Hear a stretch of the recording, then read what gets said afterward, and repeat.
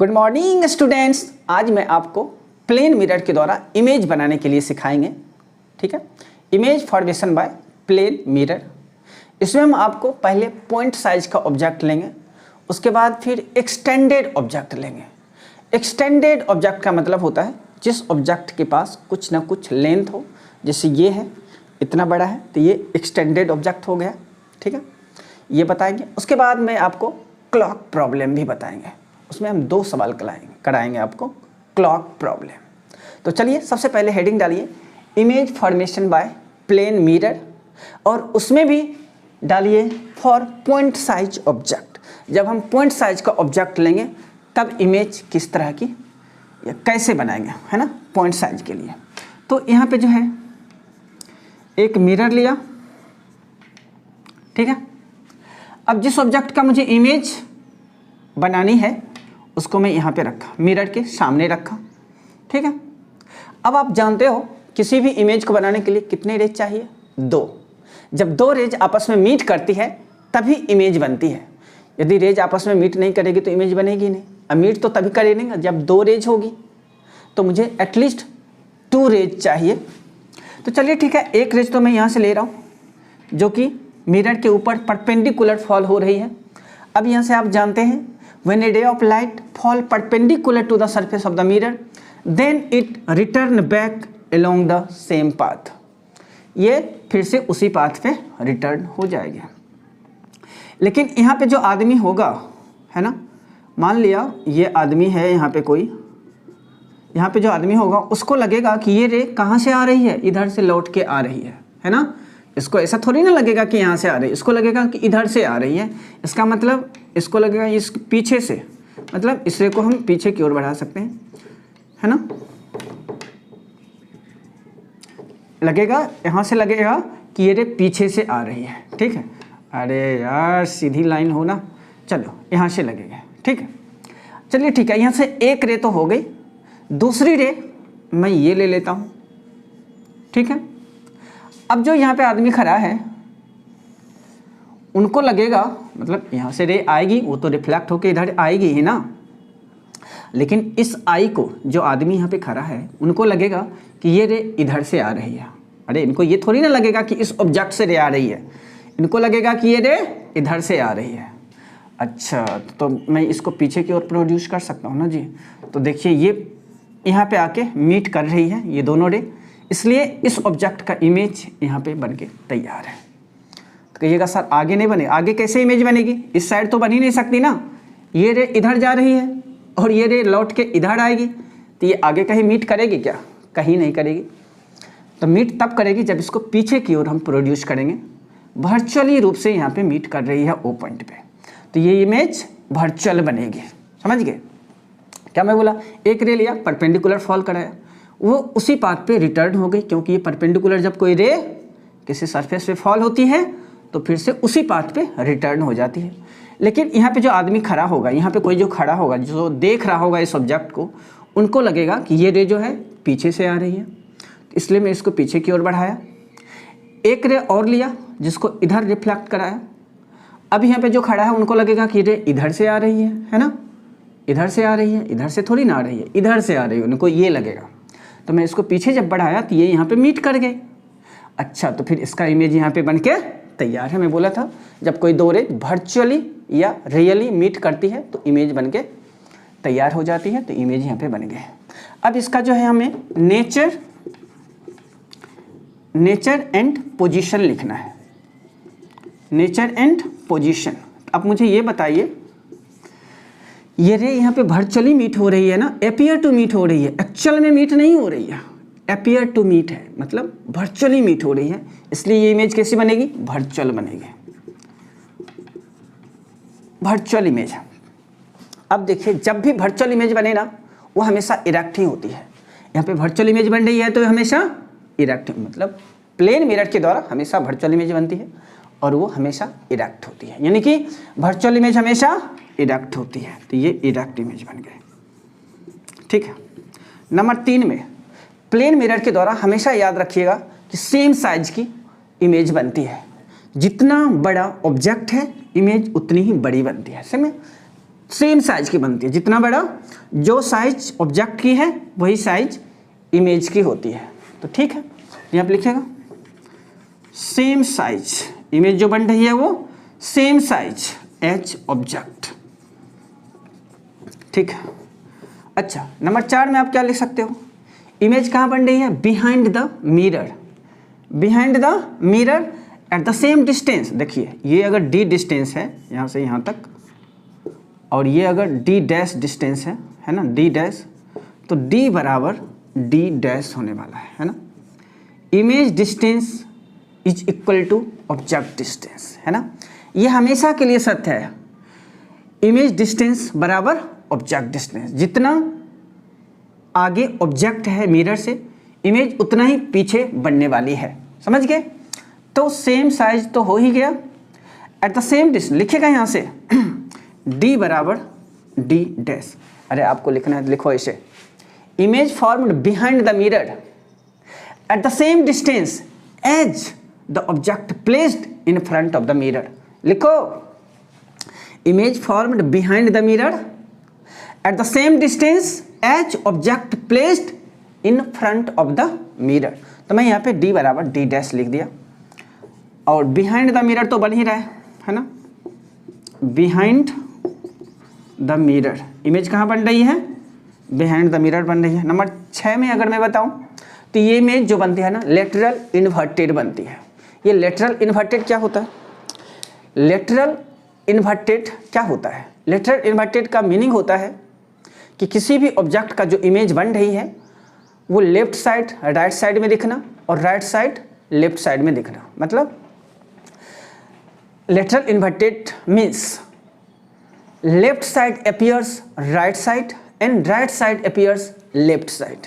जैसे मिरर में हम खड़ा होंगे ना, तो मेरा लेफ्ट साइड जो है वो राइट साइड दिखेगा और राइट साइड जो है वो लेफ्ट साइड दिखेगा, है ना। देख के आप देखिएगा, बिल्कुल ऐसा ही होने वाला है। तो यहाँ से लिखिएगा लेटरल इन्वर्टेड, लेटरल इन्वर्टेड का मीनिंग क्या मैं बोला, left side appear right side and right side appear left side. क्या मैं बोला, left side appear right side and right side appears left side. तो ये यहाँ से इमेज का जो था पॉइंट साइज का, ये मैं आपको दिखा दिया, इसको आप नोट कर लीजिए। ठीक है, ओके। अब जो है हम आपको एक एक्सटेंडेड ऑब्जेक्ट लेंगे, फिर उसका इमेज बना के दिखाएंगे। अच्छा, एक्सटेंडेड ऑब्जेक्ट से पहले मैं एक चीज़ और आपको बताऊंगा। देखिए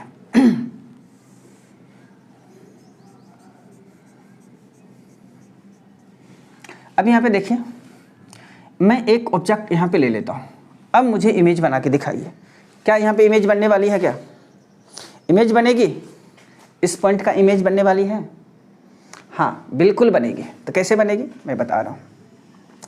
देखिए, इमेज बनाने के लिए इसके सामने सामने इमेज हमेशा जो बनती है, मिरर से आगे जितना ऑब्जेक्ट है, दूरी पे है ऑब्जेक्ट, मिरर से उतना ही पीछे ही बनती है ना। ऑब्जेक्ट जितना आगे है मिरर से, इमेज उतना ही पीछे बनेगी, वो भी परपेंडिकुलर डिस्टेंस। कौन सा डिस्टेंस, परपेंडिकुलर डिस्टेंस। तो भाई यहाँ से परपेंडिकुलर ऐसे ड्रॉ करोगे क्या, नहीं, बिल्कुल नहीं। तो क्या करोगे आप, इसको पीछे की ओर, इसको नीचे की ओर ड्रॉ करिए। उसके बाद यहाँ से जो है वर्चुअली रूप से आप परपेंडिकुलर डिस्टेंस, जितना दूरी पे ये है उतना ही दूरी पे एक ओ पॉइंट ले लीजिए। मतलब इसका इमेज यहाँ पे बनेगी। इमेज तो मैं बना दिया चीटिंग करके, अभी तो मैं रे ड्रॉ करूँगा तब ना इमेज बनेगी, क्योंकि मुझे पहले से पता है, इसलिए मैं ये डिस्टेंस बराबर करके यहाँ पे ले लिया। अब देखो रे कैसे ड्रॉ करोगे आप, मुझे 2 रे चाहिए, तो एक रे तो मैं ये लिया, ठीक है, एक रे ये लिया, ठीक। अब देखो इसको जो है ये किधर जाएगा, इधर रिफ्लेक्ट हो जाएगा। अब यहाँ पे जो खड़ा है उसको क्या लगेगा कि ये रे जो है पीछे यहाँ से आ रही है, ठीक है, रे यहाँ से आ रही है। चलो ये तो एक रे है, एक रे और चाहिए, एक रे मैं यहाँ पे लिया, ठीक है। अब ये रे किधर जाएगी, पहले मैं इसको यहाँ पे मीट कढ़ा देता हूँ, तो ये रे इधर जाएगी, है ना, इधर ऐसे करके। अब देखो ये यहाँ पे मीट कर गए, यहाँ पे आगे मीट नहीं करने वाली है, क्योंकि ये ऐसे करके जा रही है ना, ऐसे करके जा रही है, तो आगे तो मीट करेगी ही नहीं, तो ये यहाँ पे मीट कर गए, तो इमेज भी बन गए। क्या मैं बोला, इस तरह का जब भी हो क्वेश्चन तो मिरर को उस तक वहाँ तक एक्सटेंड करिए जब तक कि ऑब्जेक्ट के ये ऑब्जेक्ट से एक परपेंडिकुलर लाइन ड्रॉ ना हो जाए। तो ठीक है, मैं इसको यहाँ तक किया और यहाँ से इमेजिनरी लाइन ड्रॉ किया जो कि मिरर के परपेंडिकुलर है। ये डिस्टेंस मैं ले लिया। उसके बाद अब मुझे दो रे चाहिए, एक रे लिया, इधर गया, इमेजिनरी रूप से पीछे बढ़ाया, यहाँ पे आई, फिर से एक रे लिया, ये इधर गए, इमेजिनरी रूप से पीछे बढ़ाया, तो ये यहाँ पे आके मीट कर गई और इमेज बन के यहाँ पे तैयार है। तो इमेज कैसी बन रही है, चूंकि यहाँ पे वर्चुअली मीट हो रही है दो रेज, तो इमेज कैसी बनेगी, वर्चुअल। नंबर 2 में वर्चुअल इमेज हमेशा इरेक्ट होती है, तो यहाँ पे इरेक्ट बन जाएगी। नंबर 3 में क्या हो जाएगा, सेम साइज की इमेज बनती है ना, सेम साइज। नंबर 4 में क्या करिएगा, सेम डिस्टेंस, ये d है, अगर ये d डैश है तो हमेशा d बराबर d dash. Image form behind the mirror at the same distance as the object placed in front of the mirror. ठीक है, तो यहाँ पे लिख दीजिए ना, बिहाइंड द मिरर। किधर बनेगी, बिहाइंड द मिरर। और 6 नंबर में क्या हो जाएगा, लेटरल इन्वर्टेड, लेटरल इन्वर्टेड। तो यहाँ से लेटरल इन्वर्टेड इमेज बन गया। तो चलिए इसे नोट करिए, मैं इसे मिटा दूँ, ठीक है। अब देखिए आपको मैं एक एक्सटेंडेड ऑब्जेक्ट के लिए इमेज बनाऊंगा। कैसे, फॉर एक्सटेंडेड ऑब्जेक्ट, इसके लिए हम क्या करेंगे, एक मिरर लेंगे, ये मिरर लिया, यहाँ पे ऑब्जेक्ट लिया है ना, मैं बोला था ना जिस ऑब्जेक्ट के पास कुछ लेंथ हो उसे हम एक्सटेंडेड ऑब्जेक्ट बोलते हैं। तो इसके लिए हम क्या करेंगे, उसी तरह रे ड्रॉ करेंगे। एक पॉइंट में ये लिया, एक पॉइंट ये बी लिया। पहले मैं ए से एक परपेंडिकुलर रे ड्रॉ करता हूँ यहाँ पे, ठीक है। अब परपेंडिकुलर रे जो सरफेस पे फॉल होगी वो उसी पाथ पे फिर से रिटर्न हो जाएगी, लेकिन आदमी जो खड़ा है उनको लगेगा रे पीछे से आ रही है, इसको मैं क्या करूँगा, आगे की इधर पीछे की ओर बढ़ाऊँगा, ठीक है। यहाँ पे ए डैश यहाँ पे बन जाएगी। इसको बनाने के लिए मुझे एक रे और चाहिए, तो मैं एक रे यहाँ पे ले लिया ये, ठीक है, और इसको इमेजिनरी रूप से पीछे की ओर बढ़ाया, यहाँ पे मीट कर रही है और ये यहाँ से रिफ्लेक्ट हो गए। समझ गए क्या, यहाँ से ये चीज़ें ए का ए डैश बन गया है। अब क्या करेंगे, हम एक रे यहाँ से ले जाएंगे परपेंडिकुलर। अब परपेंडिकुलर रे है तो ये तो उसी पाथ पे रिटर्न हो जाएगी, है ना। परपेंडिकुलर, अरे यार परपेंडिकुलर रे जो होती है ना वो हमेशा उसी पाथ पे रिटर्न हो जाती है। तो ए पॉइंट का तो पहले बना लिया, फिर बी पॉइंट का यहाँ पे बना लेंगे और उसको फिर मिला देंगे, हो गया मेरा काम। इसको आप पीछे की ओर बढ़ाइए ना, अरे यहाँ पे जो खड़ा है उसको लगेगा पीछे से रे आ रही है, तो मैं यहाँ पे ले आया इसको। चूँकि 2 रे चाहिए तो मुझे एक रे और ड्रॉ करनी होगी, तो ये ड्रॉ किया। और इसको जो है इमेजिनरी रूप से, चूँकि मुझे पता है इमेज यहीं पे बनने वाली है, तो मैं यहाँ पे, पता नहीं है ओरिजिनल में, अभी पता है, ठीक है, वो तो रे मिलेगी तभी ना बनेगी इमेज। क्योंकि अपन चीटिंग करते हैं, इसको कहा जाए तो, है ना, चीटिंग, इसको चीटिंग कहा जाता है ना। तो चलिए ठीक है, यहाँ से ये इमेज बन के तैयार है, ये बी डैश, ठीक है। चूँकि मुझे पहले से पता है कि जितनी दूरी पे ऑब्जेक्ट है उतनी ही दूरी पे इमेज बनेगी, तो इसलिए ये डिस्टेंस ले लिया, ये डिस्टेंस ये ले लिया और बोल दिया कि ये ए डैश है, ये बी डैश है, उसके बाद में रे ड्रॉ कर दिया, है ना, रे ड्रॉ कर दिया। एक रे इधर से लाया परपेंडिकुलर, जो कि फिर से उसी पाथ पे रिटर्न हो गई, इमेजिनरी रूप से बढ़ाया, यहाँ तक आई, फिर एक दूसरी रे यहाँ तक रिफ्लेक्ट हुई, उसको पीछे बढ़ाया, यहाँ पे मीट कर गई, ए का ए डैश। उसके बाद फिर बी पॉइंट के लिए मैं क्या किया, रे लाया परपेंडिकुलर, उसी पाथ पे रिटर्न हो गई, लेकिन यहाँ पे जो खड़ा है उसको लगेगा रे पीछे से आ रही है, तो ये रे को मैं पीछे तक यहाँ तक बढ़ाया। चूँकि 2 रे चाहिए तो एक रे और लिया, वो रिफ्लेक्ट हो गई, उसको पीछे की ओर बढ़ाया, क्योंकि आदमी जो यहाँ पे खड़ा है उसको लगेगा रे इधर से आ रही है, तो फिर यहाँ पे ये मीट कर गए। अब इसको ज्वाइन कर दिया, ए डैश बी डैश इमेज बन के तैयार है। अगर ये एच ओ है, ये एच आई है, तो यहाँ पे इमेज जो बनेगी है ना, इमेज जो बनने वाली है, चूँकि ये वर्चुअली मीट हो रही है तो वर्चुअल इमेज बनेगी, वर्चुअल इमेज। नंबर 2 में वर्चुअल इमेज हमेशा इरेक्ट होती है तो ये भी इरेक्ट होगी। नंबर 3 में साइज ऑफ इमेज जो है हमेशा इक्वल, यानी एच ओ बराबर एच आई। नंबर 3 में यदि ये डी है और ये डी डैश है तो हमेशा डी बराबर डी डैश होने वाली है। और बिहाइंड द मिरर इमेज बनेगी, बिहाइंड द मिरर, ठीक है। और लास्ट में लेटरल इन्वर्टेड। तो मेरे ख्याल से ये चीज़ें आपको आ ही जाना चाहिए। तो चलिए इसको नोट करिए, मिटा दो इसे, ठीक है। चलिए देखिए एक चीज़, एक सवाल और मैं दे रहा हूँ, थोड़ा इसको बनाइएगा, ठीक है।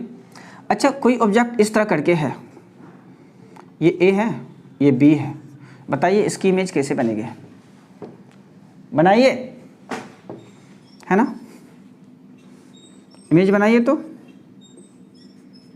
देखिए इसको बनाने के लिए क्या करेंगे, सब कुछ वही काम करना है।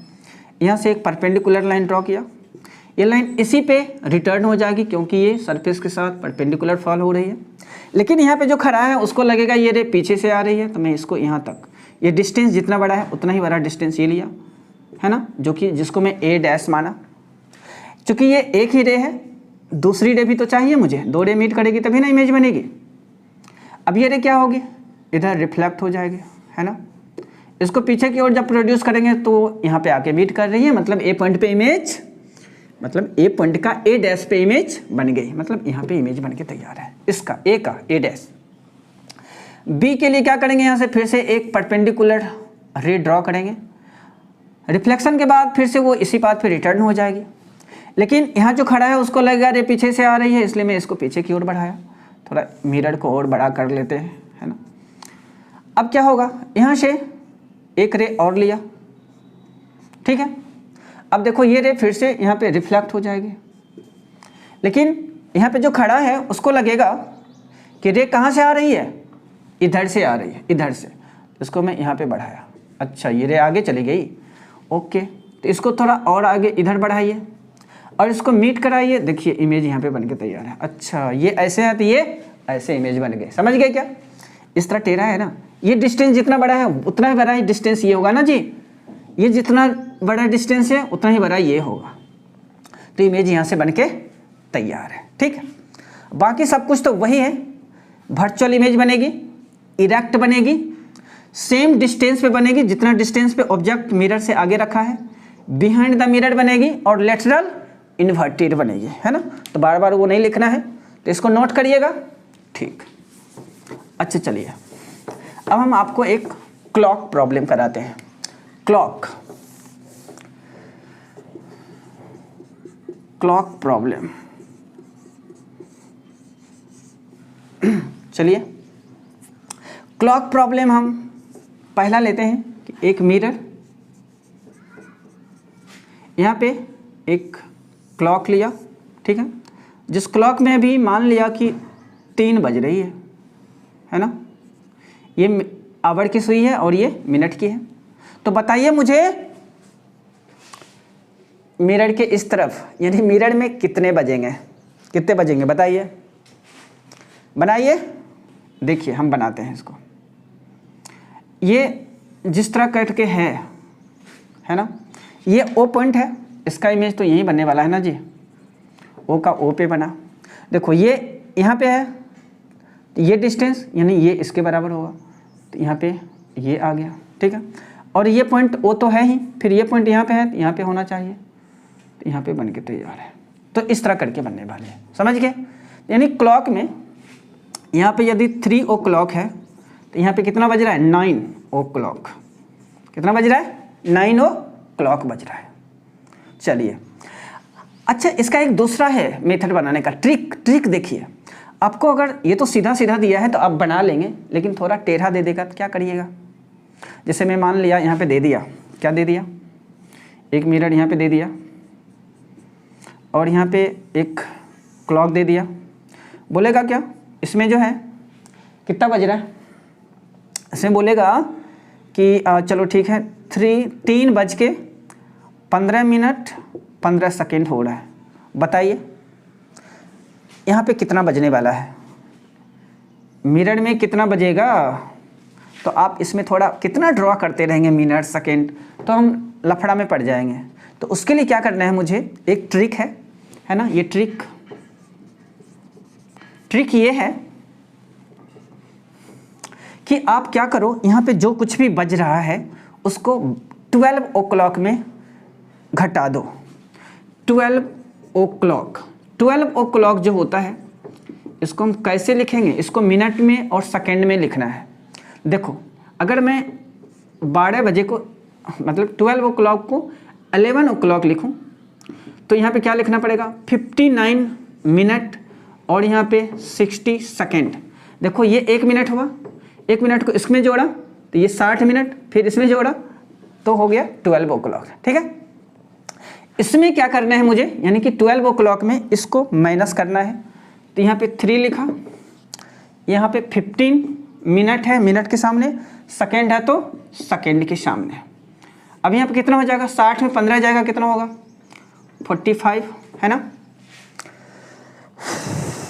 और फिर 59 में 15 जाएगा तो कितना होगा, 9 में 5 जाएगा तो 4 और फिर यहाँ पे 5 में यहाँ पे 4। ठीक है, और 11 में 3 जाएगा, कितना होगा 8, यानी कि 8:44 हो रहा है। कितना हो रहा है जी, 8:44 एंड 45 सेकेंड हो रहा है। क्या मैं गलत तो नहीं घटाया ना, नहीं सही है। चलिए ठीक है, यहाँ से ये चीज़ें हो गई है ना। मिनट में कितना बज रहा है, 8:44 यहाँ भी आप निकाल सकते हो। यहाँ भी कैसे निकालिएगा, देखिए 12 हो रहा है ना, तो 12 को कैसे लिखेंगे हम, 11:59 मिनट 60 सेकेंड है ना। अब इसमें घटाइए कितना, 3 बजे को, तो यहाँ तो 0 मिनट 0 सेकेंड है ना। तो अब क्या करिएगा, ये तो 60 ही हो जाएगा और यहाँ पे ये तो 59 ही हो जाएगा और 3 में 11 जाएगा, कितना होगा 8 हो जाएगा। तो यहाँ देखिए 8:59 मिनट 60 सेकेंड, यानी 1 मिनट इसमें जोड़ेंगे, सॉरी हाँ 1 मिनट इसमें जोड़ेंगे तो 60 मिनट हो जाएंगे और इसमें 60 मिनट जोड़ेंगे तो 9 बज जाएगा, यानी 9 बज के तैयार है यहाँ पे। तो यहाँ से ये चीज़ें होती है, समझ गए क्या। तो क्लॉक प्रॉब्लम में आप हमेशा यही करिएगा, याद रखिएगा, जब भी कुछ इधर बजेगा क्या करिएगा, 12 o'clock में घटाइएगा। तो कैसे घटाएंगे, 12 o'clock को हम क्या करेंगे, मिनट सेकेंड आवर तीनों में लिखेंगे। यहाँ पे 12 है, यहाँ 11 लिखा और फिर एक घंटे को हम क्या करेंगे, यहाँ पे 59 मिनट लिखेंगे और फिर 1 मिनट बचेगा तो उसको सेकेंड में लिखेंगे। बाकी घटाने के लिए तो आपको आता ही है। तो मेरा काम यहाँ से बन गया। तो चलिए आज का लेक्चर मैं यहीं पे समाप्त करता हूँ। मैं आपको इमेज फॉर्मेशन में 2-3 सवाल और लेके आऊँगा, ठीक है। तब तक के लिए आप लोग खुश रहिए, मस्त रहिए और पढ़ते रहिए।